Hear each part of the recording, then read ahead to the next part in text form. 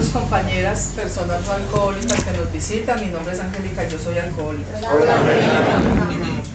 Muy agradecida con el grupo por sus 48 años y por permitirme servir, por permitirme estar aquí compartiendo mi esperanza, y porque siempre que hablamos de estas promesas estamos hablando de la esperanza, de lo que si alguno no lo ha logrado lo puede hacer, porque es real. Es algo real y es algo que se puede llegar a lograr en la vida de todos nosotros. Lo digo porque hay personas que están en un grupo de Alcohólicos Anónimos durante mucho tiempo y aún no disfrutan de las promesas de Alcohólicos Anónimos. Todavía les queda grande la vida y todavía sienten dolores y todavía sienten mucha perturbación. Y todo eso es porque algo está fallando en el proceso de práctica de los 12 pasos. Porque es que estamos hablando de que estas promesas se pueden dar en las personas cuando practican los 12 pasos de manera adecuada, antes de la mitad del camino, dice el texto, no lo digo yo. Y la verdad es que desde que yo llegué a Alcohólicos Anónimos empecé a disfrutar las promesas sin saberlo que Alcohólicos Anónimos me estaba regalando en este capítulo, en la acción. Desde que empecé a leer los prólogos del texto básico, se empieza a sentir una transformación, un aire diferente, algo distinto, que si yo le presto atención, voy a empezar a sentir mucha gratitud, y la gratitud es la base para que un ser humano empiece a enamorarse de lo que está recibiendo. Y recordemos que el paso 2 dice que esto se va filtrando en nosotros de manera gradual, que se va muy sutilmente filtrando en nuestra vida. En mi caso, y se los voy a contar cómo fue, porque para mí es muy importante, porque yo he tenido personas que me han hablado muy parecido de lo que a mí me pasó. Entonces felicito al grupo por los 48 años, llevando el mensaje ininterrumpidamente, abriendo esas puertas y esperando al nuevo que llega, a esa persona que llega. De hecho, a los que llegan aún después de 1, 2, 3, 4, 5, 10 años a buscar aquí refugio para sentirse un poco más tranquilos. De los que dicen, vengo a reunión para calmarme, porque el día de hoy estuvo pesado, porque el día de hoy estuvo muy duro, porque hoy, mejor dicho, fue un voltaje muy alto. Entonces aquí vengo para poderme ir a dormir tranquilo. No sé, las reuniones aquí son en la noche. Sí, a las 7. Para poderme ir a descansar, porque hoy el día estuvo muy pesado, muy duro, muy congestionado. Aquí hay una sillita desocupada.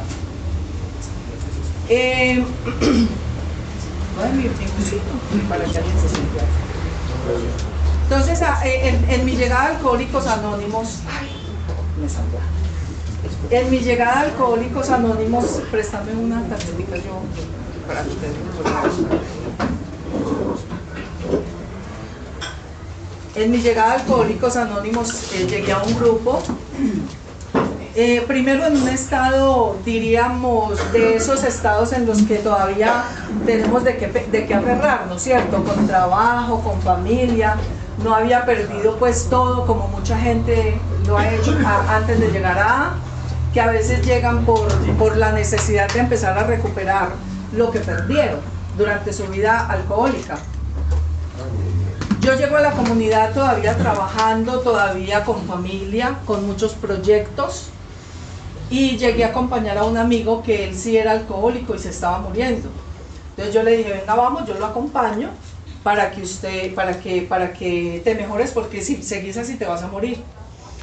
Y me fui con él, lo acompañé, estuve en las reuniones de Alcohólicos Anónimos, escuché a los compañeros compartir y no me identifiqué, por supuesto, con ninguno. Que eso yo creo que es un punto muy importante que debemos tocar, porque a veces las actividades y los resultados de las borracheras de algunas personas no son parecidas a las mías. Entonces, cuando una persona trata de levantar mi fondo contando lo que le pasó cuando se emborrachaba, puede que no logre ningún efecto en mí, que fue lo que a mí me pasó. Ninguno logró el efecto que estaban buscando para poder que de pronto yo me identificara un poquito, porque igual cuando yo llegué al grupo yo también dije, no, es que yo también bebo como él, pero yo sí lo puedo controlar. Él es el que no se puede controlar, él cambia de personalidad cuando se emborracha, se pone agresivo, es horrible, se gasta toda la plata, bota la plata, siempre se le pierde el reloj, el celular, todo. O sea, y a veces se queda hasta 2 y 3 días y más en la calle sin llegar a la casa, y cuando llega parece un indigente. Un hombre con una profesión espectacular, con un sueldazo, o sea, con todo lo materialmente posible como para estar bien, y parecía, y ya llegaba a un punto muy bajo. Entonces ellos empezaron a hablar de sus experiencias, y yo ahí, no, a mí no me ha pasado eso, yo no he vivido eso, o sea, que yo no soy alcohólica, yo no he amanecido en la calle por ahí bebiendo alcohol con agua porque me acabó la plata, no, yo no soy alcohólica, bueno, menos mal, ¿cierto? Pero yo tenía que consumir todos los días licor. Y mi voluntad se perdía una vez yo tocaba el primer trago, y de hecho llegó al momento en que ya lo necesité para poder vivir. Porque no podía trabajar si no me tomaba siquiera unos 2 dobles en la mañana para poder caminar y sentirme un poco bien y calentar el cuerpo, porque era una cosa impresionante, inclusive hasta me dolían las mandíbulas de la tensión que tenía. Entonces llego en esa circunstancia, pero como todavía podía trabajar y me iba bien trabajando embriagada, entonces no le prestaba mucha atención. Pero hubo un momento en que un compañero me dijo, usted no se identifica con nada de lo que nosotros decimos, ¿cierto? Y le dije, no, porque yo no he vivido nada de lo que ustedes han vivido. Y si ustedes me dicen que alcoholismo es lo que ustedes me están contando en el atril, ¿qué es? A mí me parece que eso le pasa a cualquier borracho. Que se haga chichi en la ropa, que se haga popó en la ropa, o que de pronto las mujeres se vayan con cualquiera a dormir porque están borrachas, o que los hombres amanezcan con un muchacho y se rayen la mano en la barba, eso también es cuestión de borracheras, es producto del alcohol, ¿cierto? O que se gasten la plata del arriendo, de los servicios, de la comida, eso es un efecto de la borrachera, eso le puede pasar a cualquiera, pero no necesariamente tengo que ser enferma alcohólica porque yo viva eso. Y ahí empezó a obrar en mí una negación muy profunda. Entonces un compañero, que se lo agradeceré eternamente, fue mi primer padrino, de hecho, nada, porque duré poco tiempo en ese grupo, pero él me acompañó muy bien en esos días. Y digo me acompañó muy bien porque lo primero que me dijo fue, venga, vamos a leer el texto básico y vamos a mirar qué dice ahí, porque si no te estás identificando con lo que nosotros decimos, puede ser que aquí haya algo para ti que de pronto te aclare un poquito la cabeza, porque si tu manera de beber es como tú me la estás contando, yo creo que es importante que tú leas el texto. El primer texto que yo me leí en Alcohólicos Anónimos fueron los 12 pasos, porque me pareció espectacular desde que lo empecé a leer. Yo dije, uy, qué maravilla, pero me lo leí como una revista, como un bestseller, como una revista de selecciones. O sea, no le presté atención, ni lo tomé para mí, ni nada. Pero como soy lectora, entonces dije, un libro más para yo leer. Pero cuando entré al texto básico empecé a darme cuenta de mi problema de alcoholismo. Porque en la opinión del médico, cuando él explica lo que es el alcoholismo, inmediatamente yo me identifiqué. Yo dije, claro, yo me tomo el primero y yo siento la necesidad de tomarme el segundo, siempre con un autoengaño. No, pero ¿qué va a pasar? O sea, el segundo, tomémonos el segundo. Y yo era de las que me tomaba el arranque toda la noche. Venga, tomémonos el arranque, y amanecíamos tomándonos el arranque, y no me caía. Yo podía estar despierta 2, 3 días, con noches incluidas, y dormía por ahí de a poquitos, un poquito, y me despertaba y seguía. O sea, tenía muy buena resistencia. Entonces eso también me hacía creer que yo no tenía problemas con el alcohol, porque no estaba por ahí tirada, ¿cierto? Entonces, al leer el texto básico me doy cuenta que la enfermedad del alcoholismo se manifiesta con ciertas características, y ahí están bien plasmaditas. No voy a hablar de eso porque no es el tema. Y en la historia de Bill, su sistema interno, su sistema emocional, lo que él sentía, cómo vivía, lo que él por dentro manejaba, ¿cierto? La soledad, el dolor, la angustia, todo eso que él vivía, eso era parte de mi personalidad y de mi cotidianidad, porque es que yo vivía eso todos los días. O sea, mi sentir interno yo lo disfrazaba siempre con una careta de felicidad, de sonrisa, todo está bien, ¿qué vamos a hacer? ¿Para dónde vamos? pero la soledad y el vacío interno que yo manejaba, eso yo a nadie se lo decía.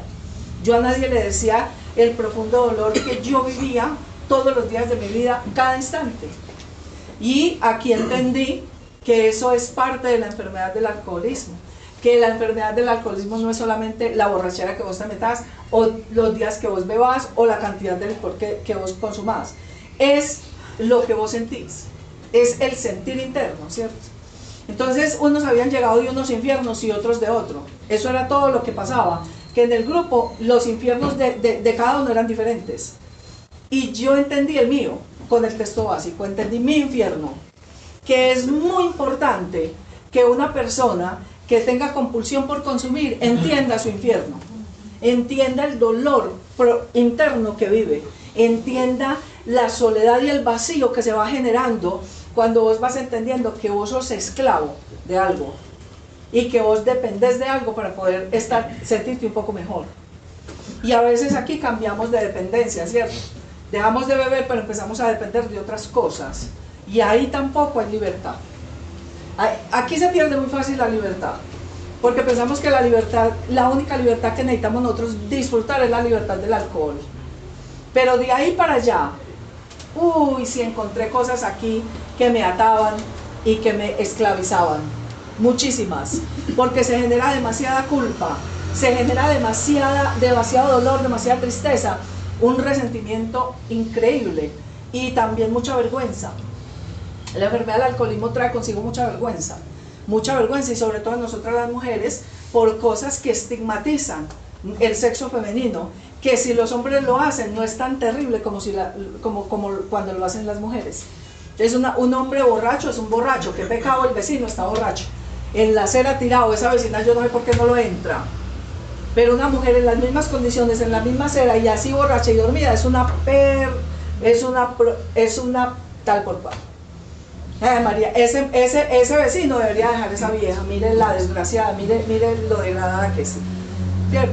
O sea, son dos seres humanos enfermos en las mismas condiciones, pero el hombre pobrecito. En cambio nosotros nos tienen que echar de la casa y no nos deberían de volver a hablar nunca más. Entonces llegamos a Alcohólicos Anónimos y nos encontramos con ese muro de hormigón donde en la mujer el alcoholismo es una cosa brutal, ¿sí? Pero realmente en el texto básico de la enfermedad del alcoholismo es igual para todos, hombres y mujeres, profesionales y no profesionales, intelectuales y los que no lo son. Por eso el texto básico es magistral y cualquier persona que haya tenido problemas con la bebida o que tenga una forma de beber o que haya tenido una forma de beber y que esté aquí considerando la idea de ser alcohólico, léaselo, estúdieselo, porque aquí están las respuestas para la negación. Y aquí le quitan a uno todas las armas que la enfermedad de la negación trae. No, a mí no me ha pasado, no, yo puedo controlar, no, yo sé que yo aquí voy a recuperarme económicamente, voy a recuperar la familia, voy a recuperar cosas y después yo sé que yo me los puedo beber, porque yo sí lo controlé, a mí me lo han dicho. No, pues yo tampoco fue que le di mucho, yo sí bebía, me emborrachaba y a veces la embarraba, pero no siempre. Pero se nos olvida que la enfermedad del alcoholismo es progresiva, ¿cierto? Y a veces esa mentalidad con esas reservas permanece y pasan 10, 15, 20 años, 30 y ¡pum! Para la cantina otra vez. ¿Qué le pasó al veterano de 30 años de abstinencia que se volvió a ir a beber? No, pero es que es muy fácil, es que lo normal es que un borracho beba. Pero lo normal no es que un borracho que haya llegado a un grupo de alcohólicos anónimos, que haya dejado de beber, que haya leído el texto básico, haya practicado los 12 pasos, no es normal que se vaya a beber, si lo ha hecho bien, ¿cierto? Eso no es normal. Entonces ahí entramos a un tema que es la responsabilidad. Cuando yo me leo el texto básico, entonces acá en el capítulo 5, en cómo funciona, a mí me dicen que rara vez han visto fracasar a un alcohólico que siga concienzudamente nuestro camino. Y me empiezan a entrar al camino de la libertad. Me empiezan a entrar despacio, de a poco, al camino de la fe, al camino de la compasión por mí misma. Porque yo llegué aquí y yo me di mucho látigo aquí.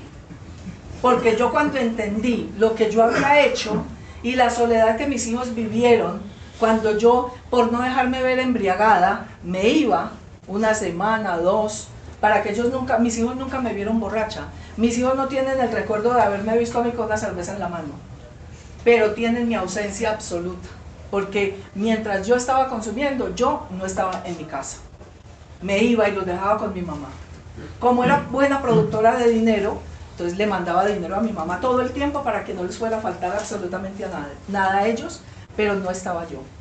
Entonces ese vacío ahorita se está reconstruyendo. Ya ahorita estoy tratando de reconstruir en mis hijos eso, pero mi hijo mayor ya tiene 25 años. Mi hija menor tiene 22. La herida, esa herida de ausencia mía está. Y yo tengo que aprender a convivir con eso. Porque es que en este momento, por ejemplo, cuando yo paré de beber, que empecé en los grupos de A, yo bajo ninguna circunstancia pensé, y eso me lo abono, de ir a exigirle a mis hijos cosas.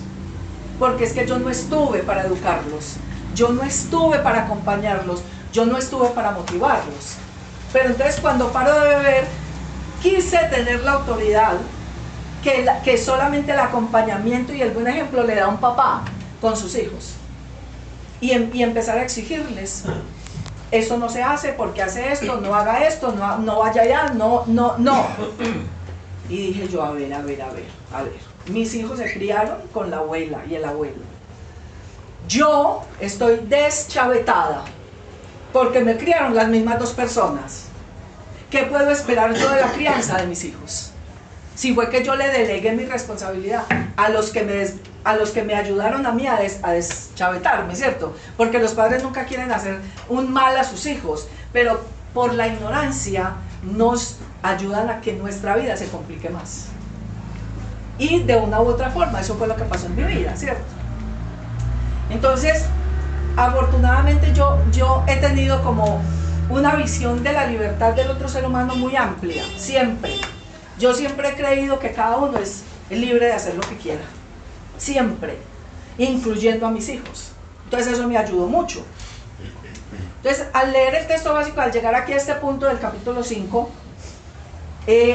yo llegué al punto del capítulo 5 sin Dios, y yo eso lo tengo que confesar, porque yo no puedo. Ayer hablaba con alguien y me decía, es que yo no veo un alcohólico haciendo el paso 4 sin el poder de Dios con él, escribiendo la historia sin que Dios lo acompañe y sin que Dios le dé la fortaleza. Y le dije, pues yo lo hice, porque cuando yo llegué a la comunidad de Alcohólicos Anónimos, el resentimiento más profundo de mi ser era con él. Yo odié a Dios como yo nunca he podido odiar a ningún ser humano. Y lo odié, ¿saben por qué?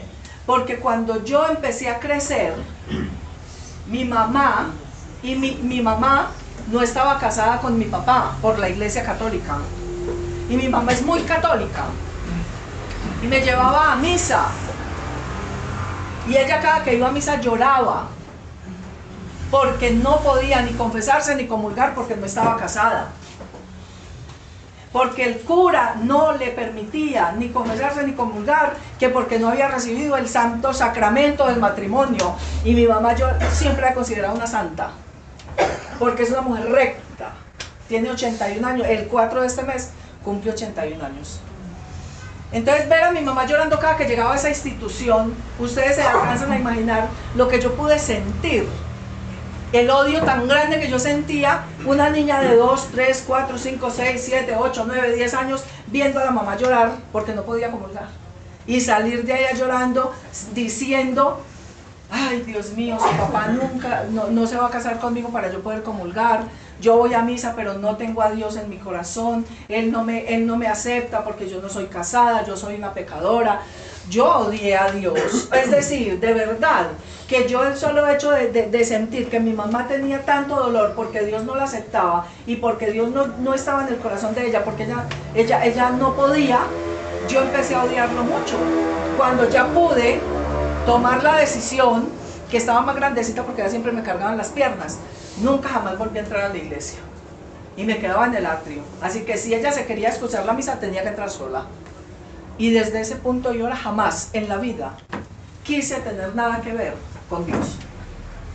Cuando yo llego a la comunidad de Alcohólicos Anónimos y veo Solo por la gracia de Dios, yo me devolví. Dije, no, olvídese, si esto es así, terrible. Bueno, un compañero me dijo, venga, ¿por qué se va a ir? Y yo le dije, lo que pasa es que esto es aquí como una religión, ¿cierto? Y me dijo, no, para nada. Aquí usted, si cree en Dios, bien, y si no, también. Y le dije, entonces, ¿por qué dice ahí Solo por la gracia de Dios? Me dijo, no, porque es que eso es un eslogan que nosotros tenemos. Y me dijo estas palabras, porque es que nosotros cuando venimos a reunión, venimos a buscar la gracia de Dios. No es que estemos aquí por la gracia de Dios. Así me lo dijo. Es que nosotros venimos a reuniones a buscar la gracia de Dios, para podernos conservar sobrios. Pero no es que estemos aquí por la gracia de Él.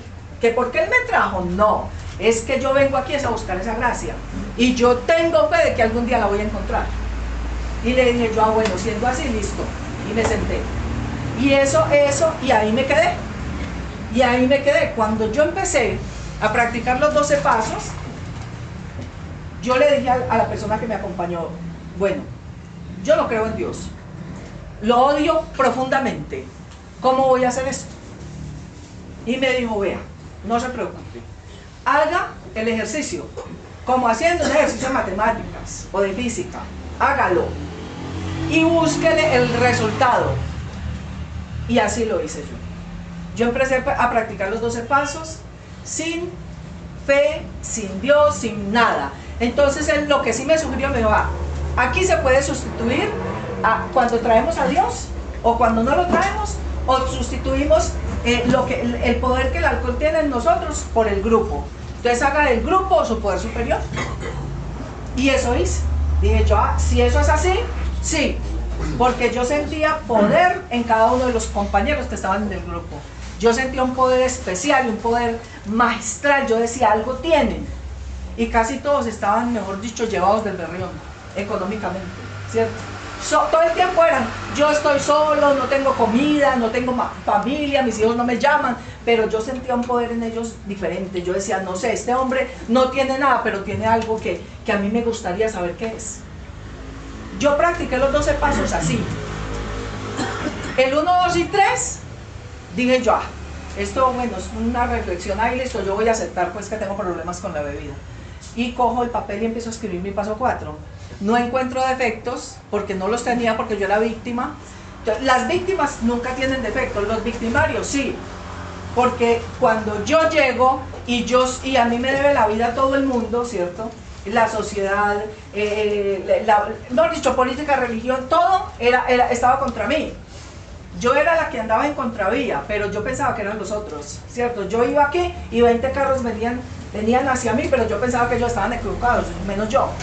Entonces yo llego y empiezo a hacerle el inventario a otras personas muy cercanas a mí, mi papá, mi mamá, y empecé a ver los defectos. Y yo decía, mi mamá esto, mi papá aquello, mi papá lo otro, y empecé a ver defectos en todo el mundo. Y yo dije, escucha, uy, Dios mío.